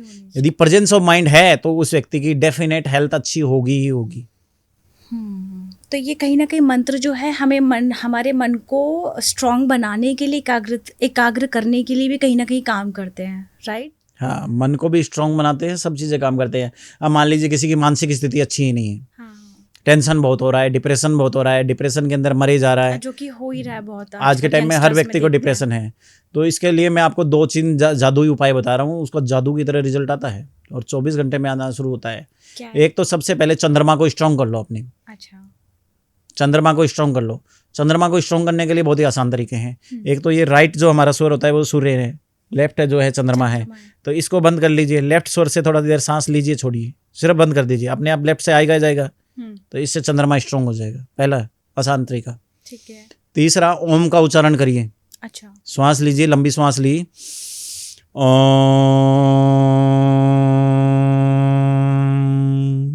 इस तरह से ओम का 5 मिनट सिर्फ उच्च करना है। आप देखोगे ब्रेन एकदम बर्फ सा ठंडा हो जाएगा, नींद आने लग जाएगी। रात को सोते हुए कर लो, सुबह उठते हुए कर लो, पूरा ब्रेन शांत। ब्रेन की बड़ी से बड़ी लाइलाज बीमारी इससे ठीक हो जाती है, सारा टेंशन डिप्रेशन इससे भाग जाता है। तीसरा बड़ा आसान सा तरीका, ये अंगूठे का ऊपर वाला हिस्सा आप देख पा रहे होगे, यहाँ पे ग्रीन कलर लगाइए और मेथी दाना ऐसे बांध दीजिए। अच्छा, ग्रीन कलर लगाइए, मेथी दाना बांध दे, मतलब स्टिक बोल्ड मार्कर का एक कलर आता है मार्केट से, स्टिक बोल्ड मार्कर, ये वाटर कलर आता है, वो ग्रीन कलर लगा लीजिए यहाँ पे, और ऐसे मेथी दाना लगा करके डॉक्टर टेप बांध दीजिए। डॉक्टर टेप लंबी करिए, उसके ऊपर मेथी लगा लीजिए और ये बांध दीजिए। ये पूरा ब्रेन है हमारा, एक्यूप्रेशर के अंदर ये पूरा ब्रेन माना जाता है। ओके, ये लगा लीजिए, ब्रेन पूरा बर्फ सा ठंडा कर देगा। मतलब इतनी बढ़िया नींद आएगी, आप पूछोगे नहीं। माइग्रेन है, माइग्रेन 2 महीने में खत्म। डिप्रेशन है, डिप्रेशन खत्म। एपिलेप्सी है, एपिलेप्सी खत्म। ब्रेन का बड़े से बड़ी बीमारी 2 महीने में जड़ से खत्म। रात को क्या करना है, रात को लगा के मेथी दाना लगा के टेप बांध करके ग्रीन कलर लगाओ, लगाया कलर लिया, लगा दिया, बस हो गया। डॉक्टर टेप ली, उसमें मेथी दाना लगाया और ऐसा बांध दिया। ग्रीन कलर क्यों? ग्रीन कलर इसको हील करता है, ब्रेन को हमारे को हील करने में ग्रीन कलर ही यूज होता है। ग्रीन ही क्यों होता है? ब्रेन कौन है? मरकरी। मरकरी का कलर कौन है? बुध। अच्छा, बुध। ओके। ये एयर एलिमेंट पैदा करता है यहाँ पे, एयर एलिमेंट पैदा करता है। ग्रीन कलर क्या करता है? एयर एलिमेंट पैदा करता है। इसकी वजह से ये हील होता है। यदि यहाँ पे रेड कलर लगा दोगे तो गुस्सा ज्यादा आने लग जाएगा, क्योंकि रेड कलर हीट पैदा करता है। ब्लू भी लगा सकते हो, ब्लू करने से भी शांत हो जाता है। अभी जैसे आपने ये उपाय बताया, अगर मान लीजिए कि किसी को, जैसे हमने अभी बीमारी की बात की है, बहुत बड़ी बीमारी है, तो आप मंत्र जाप कर सकते हैं। अगर वो लोग एलोपैथी दवाइयाँ ले रहे हैं तो उन्हें वो दवाइयाँ खानी है, मतलब खाते दवाइयों के साथ साथ ये ट्रीटमेंट करने हैं। हम एस्ट्रोलॉजी कभी भी ये रिकमेंड नहीं करती कि भैया आप दवाइयाँ स्टॉप कर दो। पता चला कि हमने यहाँ ये दिया, उन्होंने दवाई छोड़ दिया, मंत्र जाप करने बैठ गए, तो रिजल्ट नहीं, बहुत ज्यादा एस्ट्रोलॉजी ये कहती है दवाई आप जो ट्रीटमेंट जिससे जो ले रहे हो वो लेते रहिए, दवाइयाँ स्टॉप नहीं करनी है। दवाइयों के साथ साथ ये ट्रीटमेंट शुरू करिए, आपको 15 दिन के अंदर अंदर ही रिजल्ट, डायनेमिक रिजल्ट देंगे। इसके तो ऐसे अच्छे रिजल्ट है कि आपको 24 घंटे में बंदा कह देगा मेरे को इतनी मस्त नींद आई। जहाँ वो 6 घंटे सोता है वहाँ वो 10 घंटे सोएगा पहले दिन ही, और गहरी नींद आएगी। तो अब हम लोग बात करते हैं जो सबसे मेन है, पैसा। मतलब हर किसी को चाहिए पैसा, छोटे तबके का हो, बड़ा आदमी हो, मिडिल क्लास फैमिली का इंसान हो, हर किसी को चाहिए पैसा। पैसे के लिए क्या रेमेडी है, इजी और सिंपल? देखिए, पैसे के लिए एक तो बहुत वंडरफुल मैं मंत्र बताता हूँ। श्रीम्रजी का एक मंत्र आता है। पैसा किससे आता है? शुक्र से। शुक्र की देवता कौन है? माता लक्ष्मी। माता लक्ष्मी, तो मैंने वही कहा, बाप ने कह दिया तो बेटा काम करेगा। लक्ष्मी जी ने कह दिया इसको तुझे पैसे देने हैं, तो इसके फेवर में हो जाए तो फेवर हो जाएगा। लक्ष्मी जी के देवता कौन है? लक्ष्मी जी देवता किसकी है? शुक्र ग्रह की। तो लक्ष्मी जी को प्रसन्न कर लो डायरेक्ट, क्यों शुक्र के चक्कर में पड़ते हो? शुक्र को छोड़ दो भैया, तू छोटा आदमी है, तेरे को छोड़ा, तेरे बाप को पकड़ता हूँ मैं, सिंपल। शुक्र के देवता कौन? माता लक्ष्मी। शुक्र की माता लक्ष्मी मदर है। तो माता लक्ष्मी का अति प्रिय मंत्र है श्रीम ब्रजी। श्रीम ब्रजी, श्रीम ब्रजी 2 शब्दों का है, छोटा सा मंत्र है, कोई गलती होने की कोई संभावना नहीं है। इसका मंत्र करते रहिए, करते रहिए, करते रहिए, माता लक्ष्मी की कृपा उस व्यक्ति पे आनी शुरू हो जाएगी।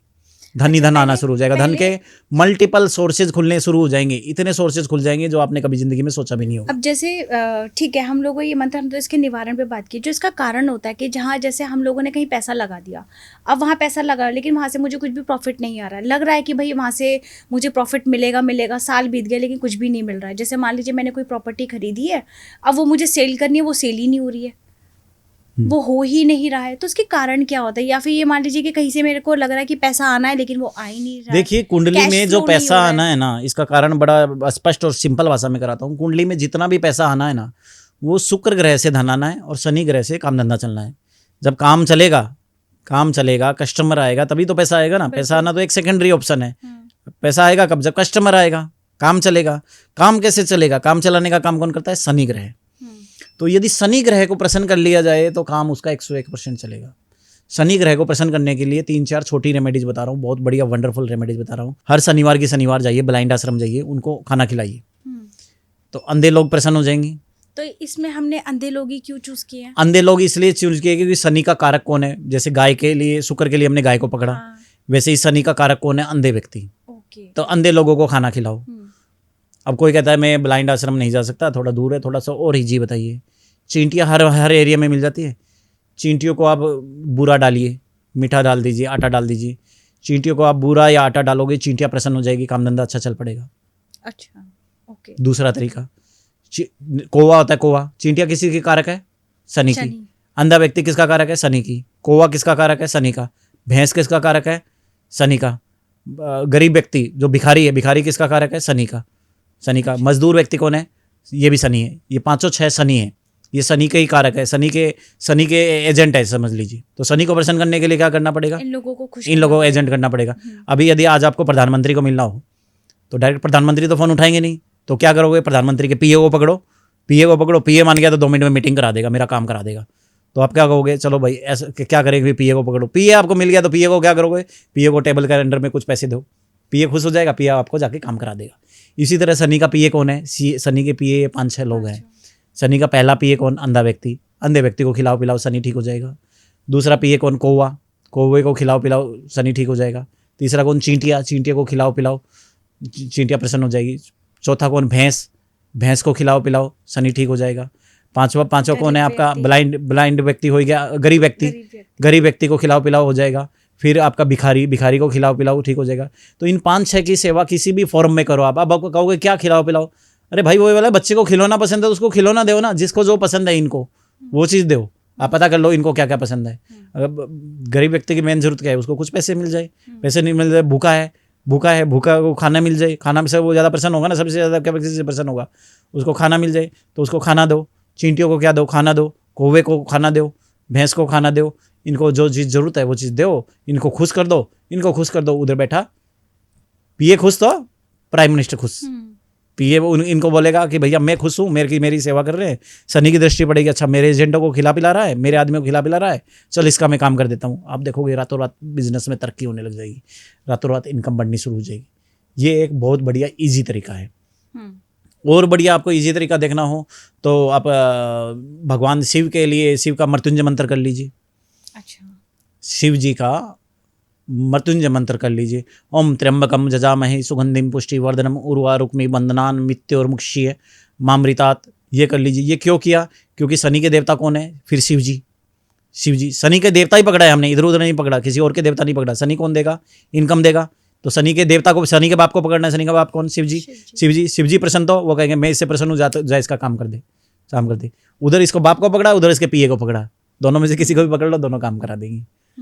ये इजीएस्ट रेमेडी है ना। शनिदेव के ऊपर जाइए, एक ब्लैक कलर का कपड़ा लीजिए, ब्लैक कलर के कपड़े में थोड़ा सा गुड़ डाल दीजिए, मंगल की चीज़ डाल दी, थोड़ा सा काला उड़द डाल दीजिए, शनि की चीज़ डाल दी, थोड़ा सा सरसों का तेल डाल दीजिए, थोड़ा सा कील डाल दीजिए कील डाल दीजिए, इसकी एक पोटली बनाइए और 7 गांठें बांधिए और शनिदेव के चरणों में चढ़ाना शुरू कर दीजिए। शनिदेव को क्या चीज़ें दे दी?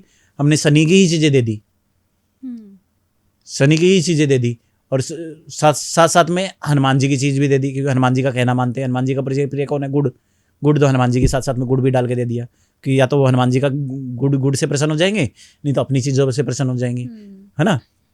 तो कैसे न कैसे दोनों तरीके से वो शनिदेव के चरणों में रखना शुरू कर दो, 7 शनिवार कर लो ये काम। तो आचार्य जी, जैसे अभी हम लोगों ने पैसों के बारे में बात की, ऐसी बहुत सारे लोगों की प्रॉब्लम आती है, जैसे कोर्ट कचहरी के चक्कर बार बार लगते हैं, कोई बहुत सालों से केस लगा हुआ है, उसका कोई सोल्यूशन नहीं निकल रहा, कोई रिजल्ट नहीं निकल रहा है, डेट पे डेट आ रही है, तो ऐसे में लोग बहुत ज़्यादा परेशान हैं। तो ऐसी चीज़ों में एस्ट्रोलॉजी क्या रेमेडी देती है और क्या हमें करना चाहिए अगर कोई इस प्रॉब्लम से जूझ रहा है काफ़ी सालों से? देखिए, कोर्ट केस का ब्रह्मास्त्र सॉल्यूशन है बंगलामुखी के जप करवाइए।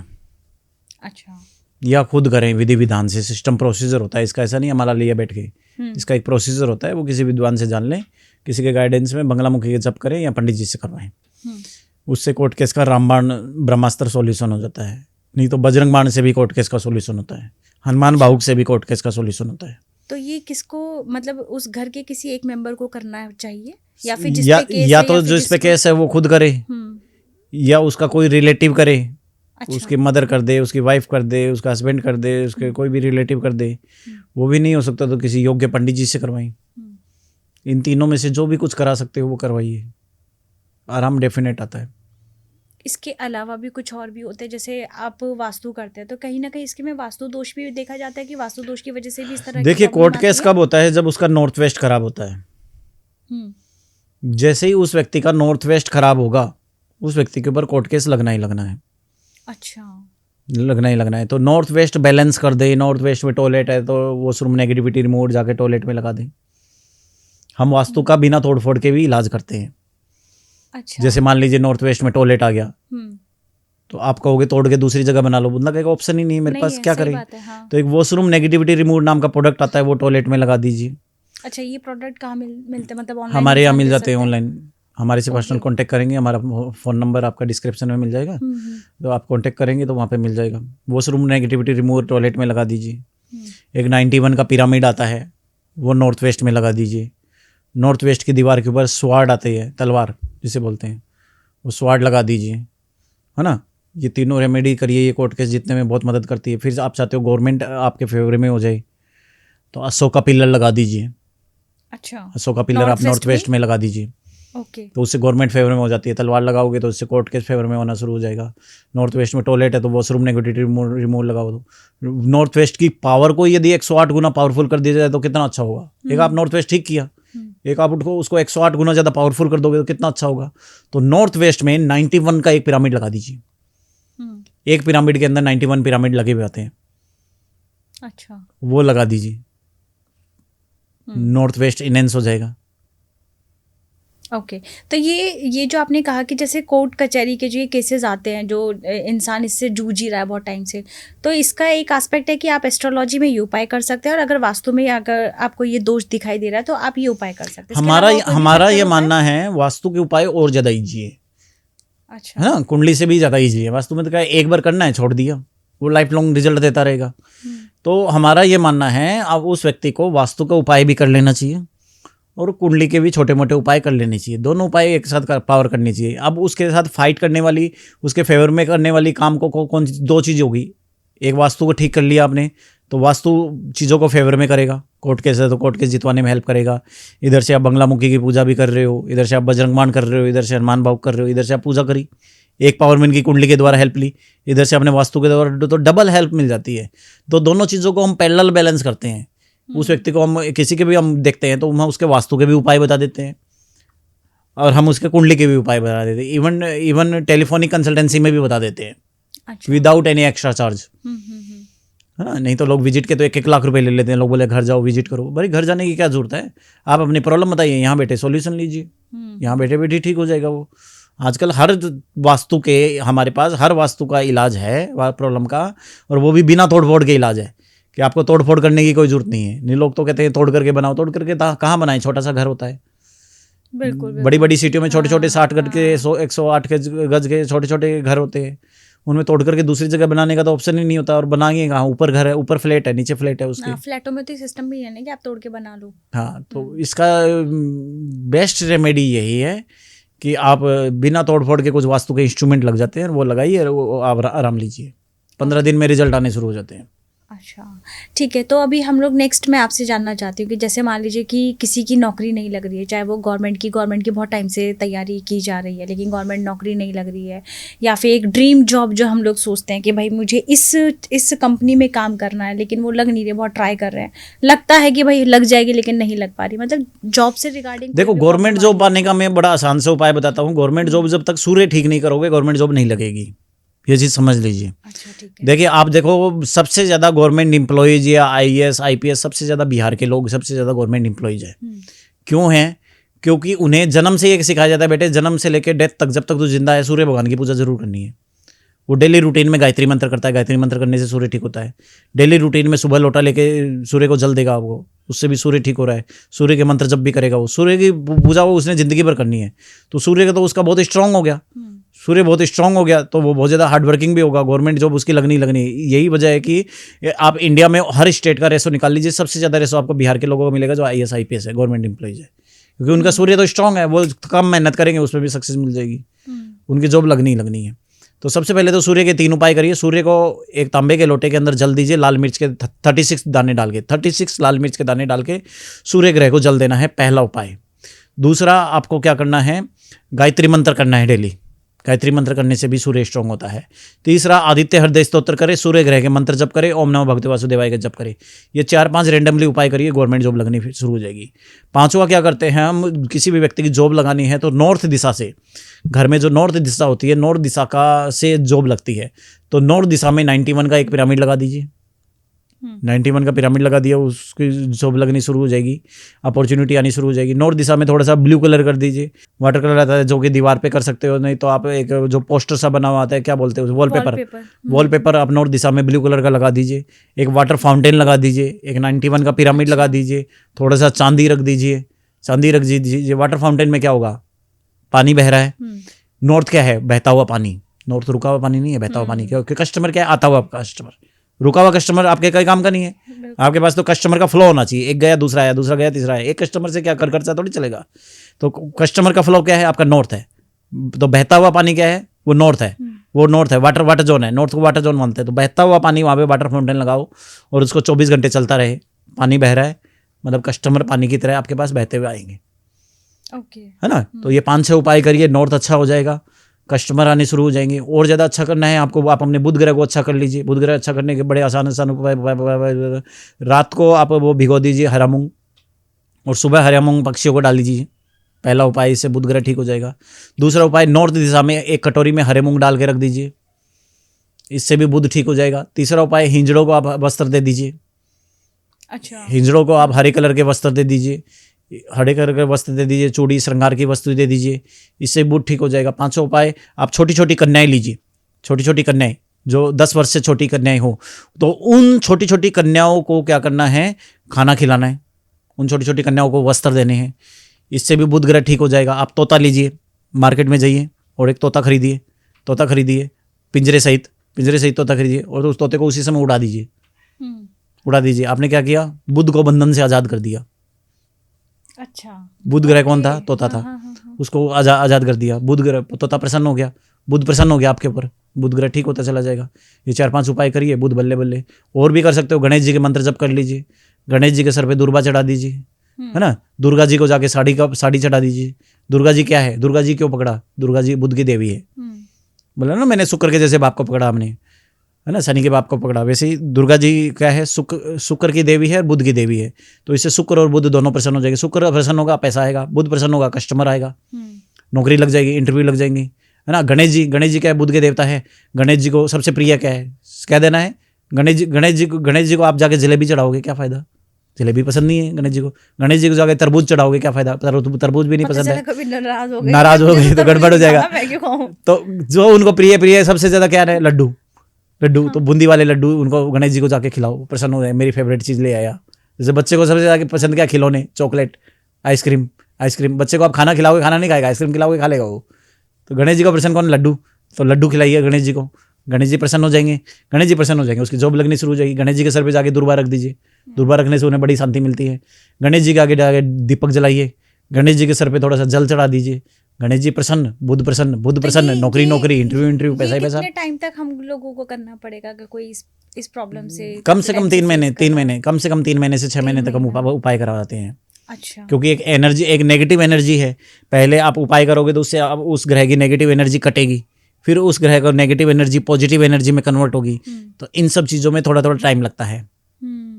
तो आचार्य जी, जैसे आज हम लोगों ने बहुत सारी रेमेडीज़ पे भी बात की है विथ लॉजिक। ऐसा नहीं है कि मतलब कुछ भी हम लोग बात कर रहे हैं, लॉजिक के साथ आपने लोगों को बताया कि ये रेमेडीज़ अगर आप करेंगे तो आपको ज़रूर बेनिफिट मिलने वाला है।